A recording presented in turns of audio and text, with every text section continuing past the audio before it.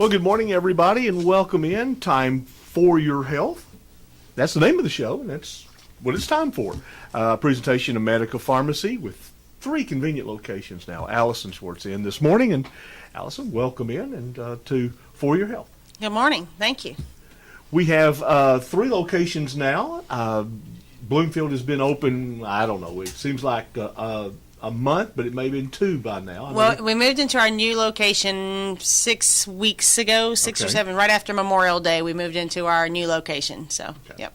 And everything's going well there. It's a beautiful store, and I know you're happy with your pharmacist you have there on staff, a resident of that part of our county. That's right. Yes, we have Ashley Calvert, born and raised in Chaplin, is passed her licensure exams, is officially a licensed pharmacist, so she is taking over that store. And we had all kinds of phone issues and computer issues in the beginning, but those have all seemed to be corrected. So it's going pretty smoothly now and getting a little busier. So it's been really, really good.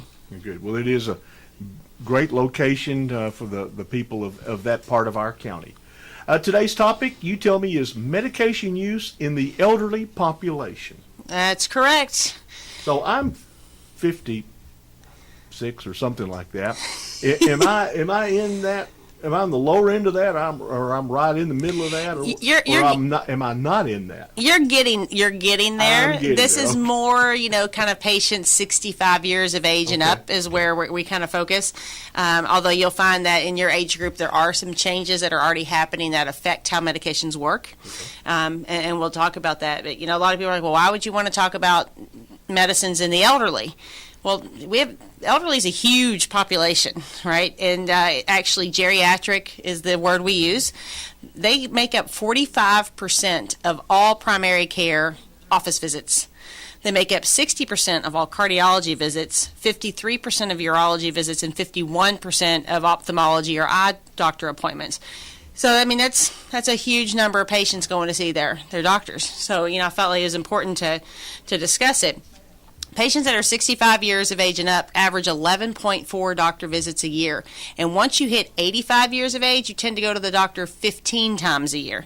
So we're going in these offices a whole lot as we age. And so there's definitely some things we need to consider.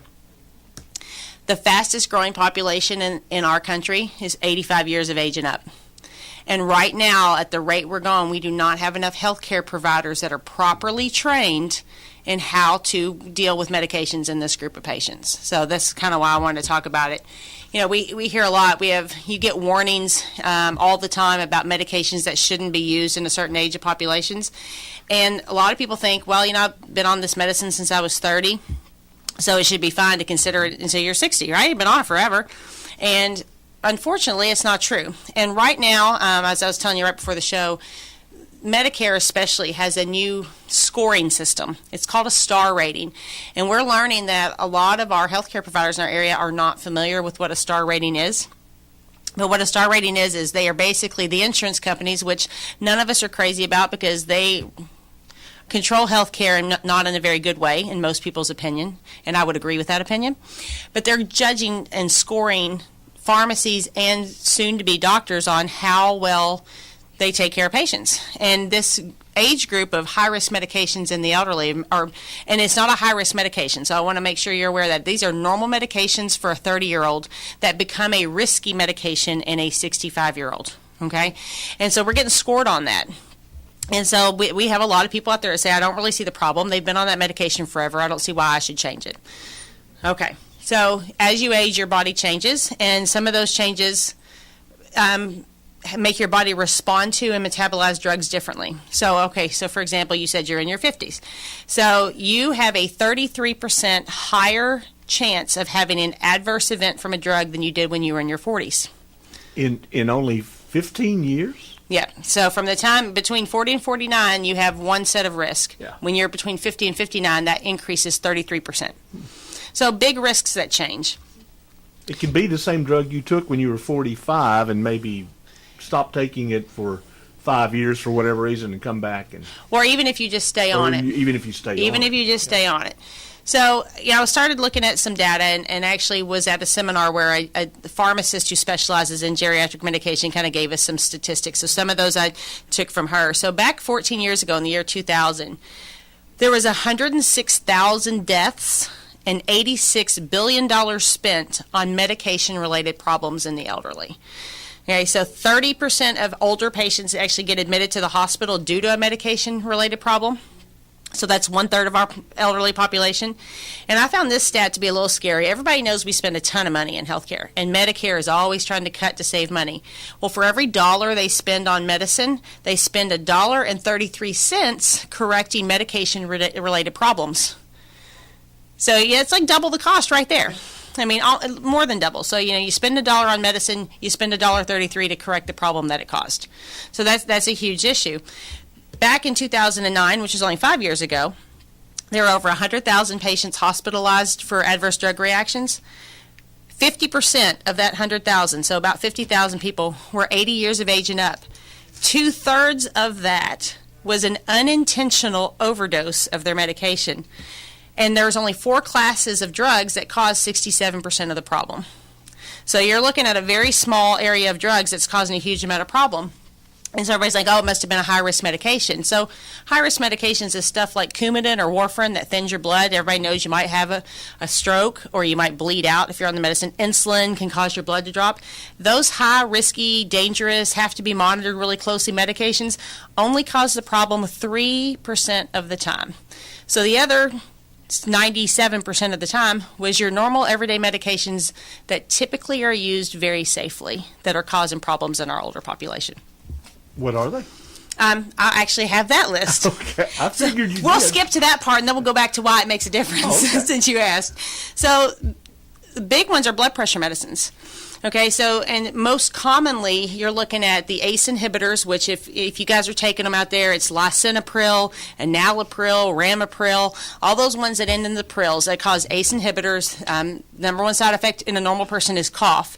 And then the angiotensin receptor blockers, stuff like Divan, Benicar, losartan, valsartan, those drugs, because they're renally cleared so strongly, they can really have to be monitored a lot more closely, and they can cause drastic changes in potassium levels.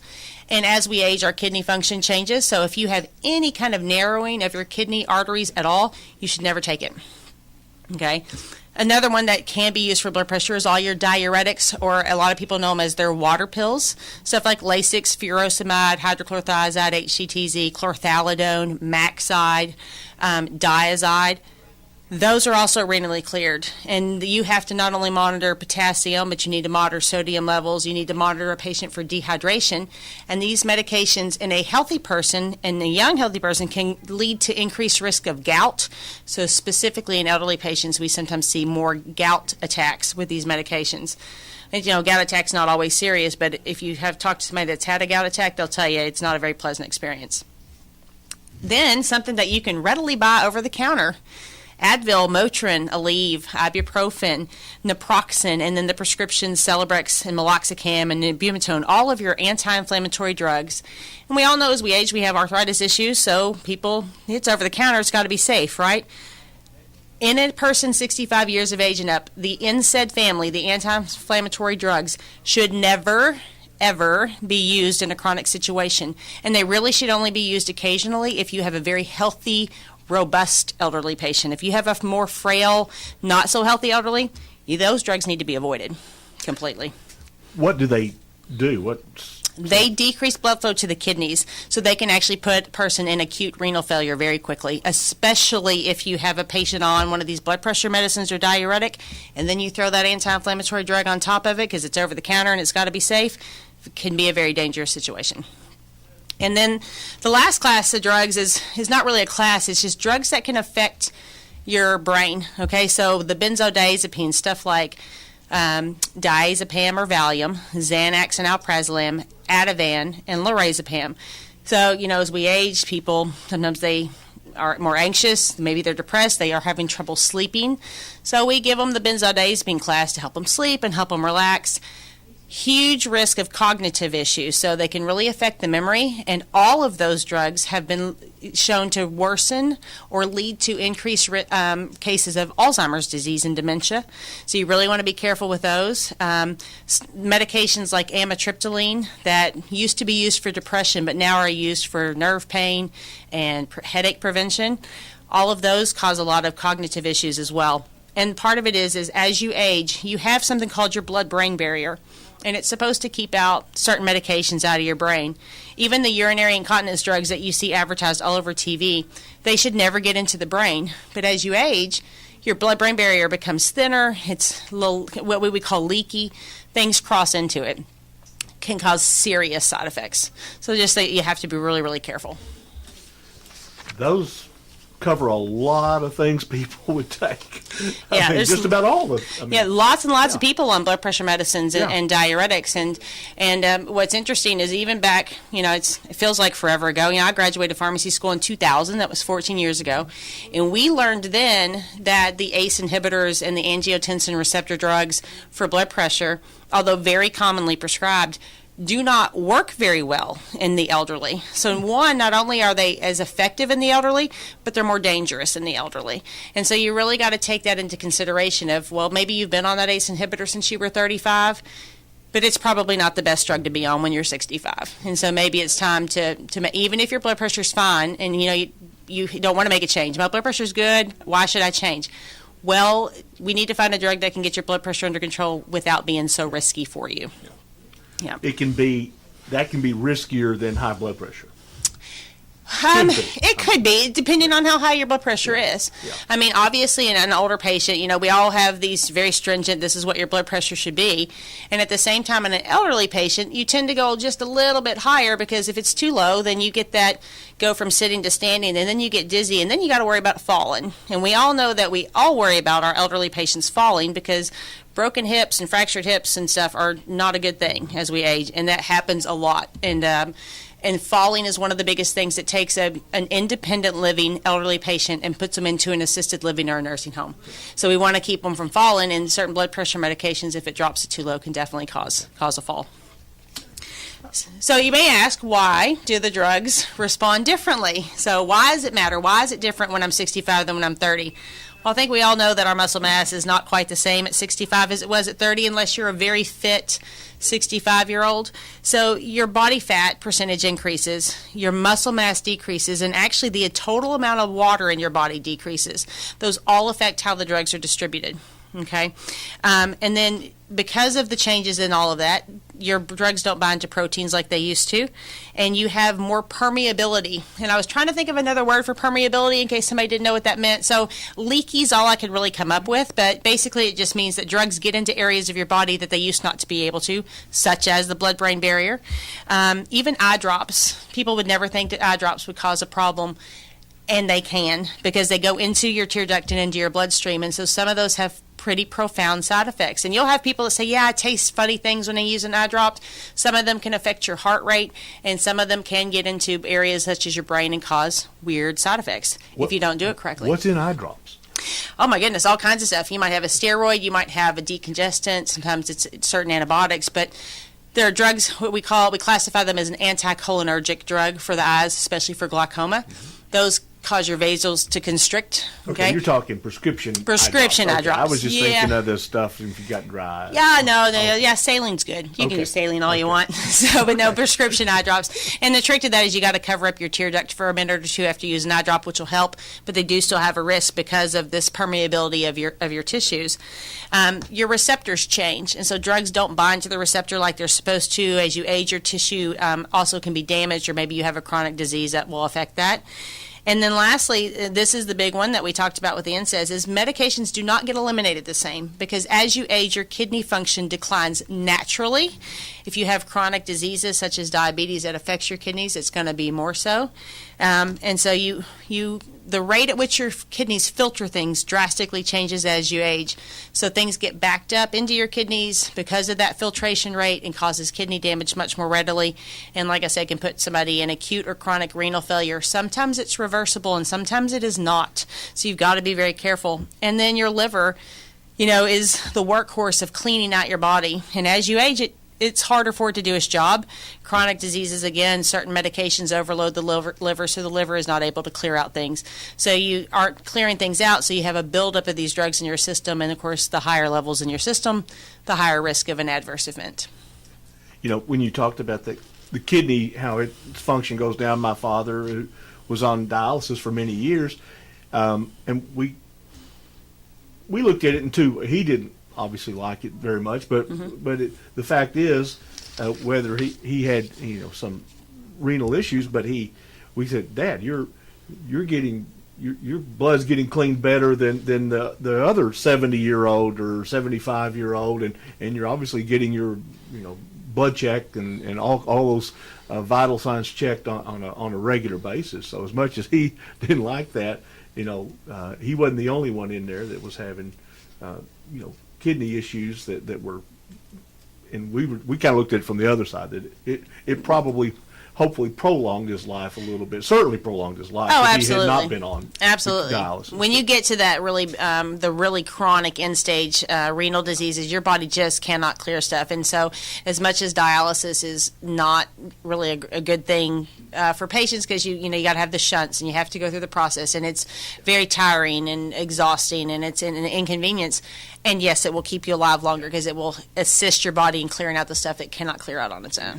Yeah, absolutely. And we're all heading that way. Yeah, absolutely. Some of them just get there faster and through disease, but Right. We're all heading that way. Yeah, the natural course of a kidney is you decrease the ability to filter things at about 10 milliliters a minute for ever so many years you go along. So it's just a natural decline that your kidneys are not going to function like they used to. And so those drugs that impact the blood flow to the kidneys, such as those anti-inflammatory drugs, you really need to stay away from them. And I'm sure people are out there going, well, if I can't take my ibuprofen for my arthritis, what am I going to take? And I will tell you, there are some phenomenal alternatives. And one has been all over the news and the internet lately is turmeric or curcumin extract. A lot of people think of cumin that I cook with, and it's very, very similarly related. It can have an amazing impact on arthritic changes, and it is not renally cleared, and so it does not negatively impact the kidneys. And what's interesting about it is the ibuprofens of the world work on 1 or 2 receptors for inflammation, whereas curcumin and theracumin work on about 20. And so they actually have a much more profound impact on inflammation, and they are much safer to take in the elderly population. Is that a prescription or is that a natural product? It's over the counter. It is an over the counter, and sometimes it's combined with stuff like the glucosamines and the MSMs and the hyaluronic acid. So there are lots of great supplements. Fish oil is a great supplement for arthritis. So is the glucosamines. So is the hyaluronic acid. So we actually we have a new product called Zoflexa, and I'm not here to promote that, but it has all of those in there. And I have had a couple people that say it's wonderful. I've not tried it, but I have people that say it works amazing for anything from tennis elbow. I'll throw Garrett's name out there. He actually loves it. And then carpal tunnel syndrome and just generalized arthritis. So we have had some good luck with that. But you can buy curcumin just about anywhere now. Just to make sure it's a pure form. But if you get it in combination with the omegas and the hyaluronic acid and the glucosamine, it's a very, very effective product for arthritis. As you began talking today, yes, we externally see what the aging does to us. We don't think about that.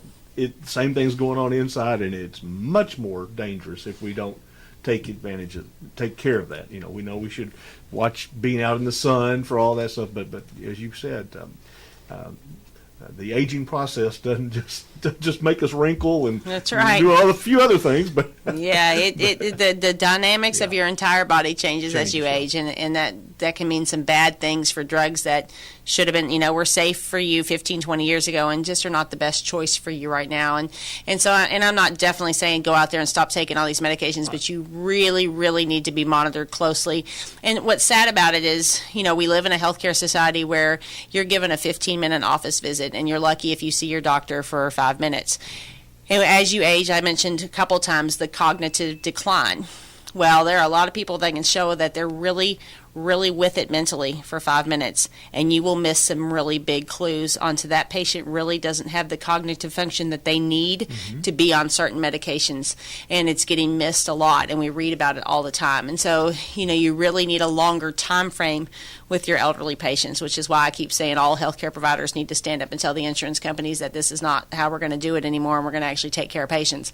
But it is a big problem that you don't get to spend very much time with your primary care doctor, and so you you have to have those around you really noting that maybe we shouldn't be on this medication because something's not quite right with mom or dad or, my spouse, whichever it is. With so many caregivers out there, and you've got to help make those decisions because you're just so limited in how much time you get to spend with your doctor.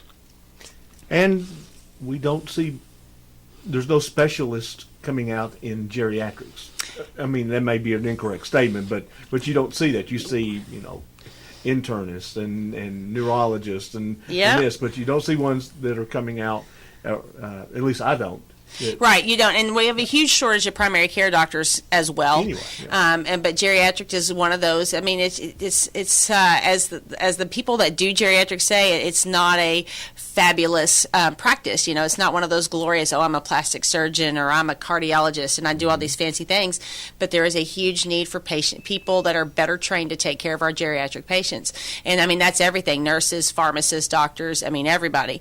And so if you don't have if you are not having enough time to spend with your doctor, then by all means, at least make sure if you have an elderly person you're helping to care for, at least make sure that their pharmacist is doing some good medication reviews. That's something that we offer at Medica Pharmacy, and there's other pharmacies in town that do the same thing. So, if you have not had a good medication review in the last year, then call and schedule one. Most insurance companies will pay for a med review, and you may find something that you never knew was an issue that could possibly be, and whether it could be that it just saves you a few dollars, or it could be that it saves your life. And so it's definitely worth finding out if the pharmacy that you deal with will do med reviews for you, just to make sure that we're all on the same page. And I know we report those back to the physicians, so they get the reports on our med reviews from each patient that we meet with. And you use the term physicians, plural. Many people in any age category, but certainly will have multiple physicians because of the multiple, problems, physical issues. Right. And that's honestly one of the problems with medicines is you're seeing multiple doctors. And not only that, but you might see multiple pharmacies, whether it be you go to multiple pharmacies in your town or you do mail order and a local pharmacy. Things get missed. And a big one is people that go to the VA, and then you get the occasional medicine here and there from your community pharmacy. They're the most incomplete medication lists in the world, and sometimes you have a VA doctor giving you one thing, and maybe your doctor in town's giving you something that either shouldn't go with it or doesn't, shouldn't be mixed, or is a duplication of therapy. And we don't get the warnings. If you get a medicine at Walmart and you go to Kroger, then Kroger's going to get a warning that you got that medicine filled at Walmart. We don't get those warnings from the VA. Yeah. And we oftentimes don't get them from mail order. And so it's one of those, again, we always ask patients, what other medicines are you on? Well, we're not trying to be nosy. Right. Okay? It really is to take better care of your health, because if you're getting medicines at the VA, mail order, or different pharmacies, we're trying to make sure that there's nothing that's going to cause you a major problem down the road. Good idea would be to bag them up, bring them all in. Huh? That's right. Or package them up in that new Parada machine. That's so neat. No, I'm just teasing. But yeah, I mean, definitely when we have patients that come in for med reviews, we want you to bring everything. Yeah. That includes your supplements. If you take a vitamin, a mineral, a allergy medicine, whatever it is you take, eye drops, I don't care what it is. If it is any sort of medication, prescription, over the counter, from a health food store, from GNC, put it in the bag. Because herbs and supplements can cause huge problems with kidney function as well. So everything has to be taken into account. Does our diet sometimes create issues with our medications, and does that happen? If it does happen, does it happen more so as we get older? Because I know as we get older, our diet causes other issues. It really does. Actually, it does a lot. And a big one is some of your citruses, especially your grapefruits, can drastically change the way your body metabolizes some certain blood pressure medicines and cholesterol medications. And then, of course, if you need something that needs fat to be absorbed and you don't have enough fat. So, yes, what you eat food-wise and supplement-wise can drastically change how your medicines work. And so it's perfectly fine to take supplements, but please make sure you're talking to somebody about, do they need to be spaced from a medication? Are they safe with this medication? Because a lot of supplements are very safe, and they are very dangerous when they're used in the wrong situation. Alyson, anything else we need to cover on that? I don't think so. Just, like I said, make sure that you're really working with somebody that's going to take the time to know if these medicines are safe. And please, you got to consider, is the patient healthy or frail? What's their life expectancy? What are their health risks?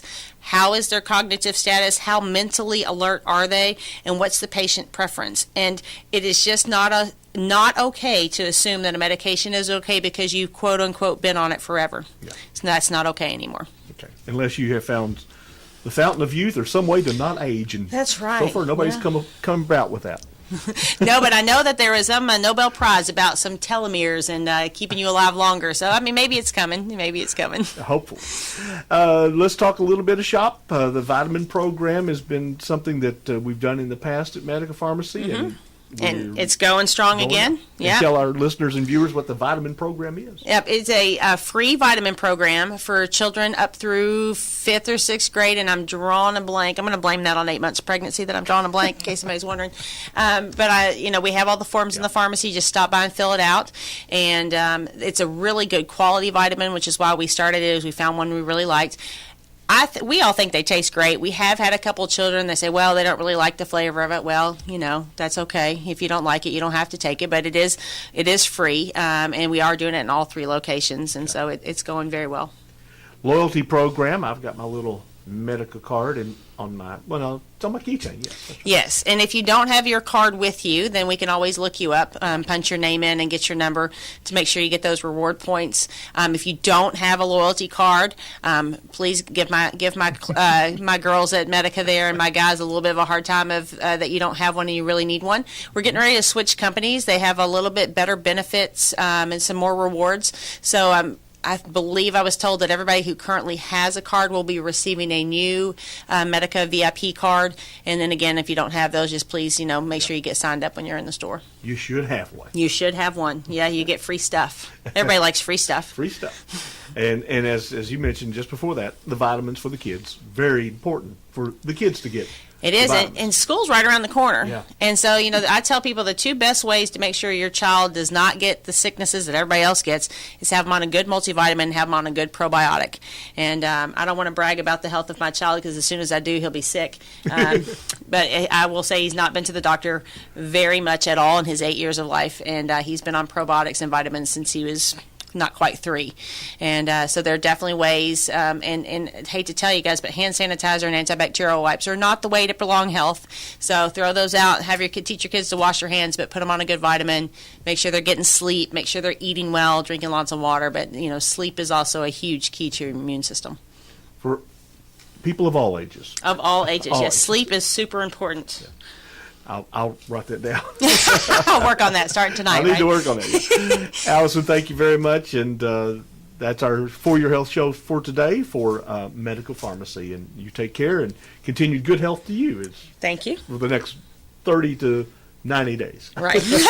That's an important time frame. We'll see you again in just a few weeks. And thank you for listening and watching to For Your Health, a presentation of Medical Pharmacy.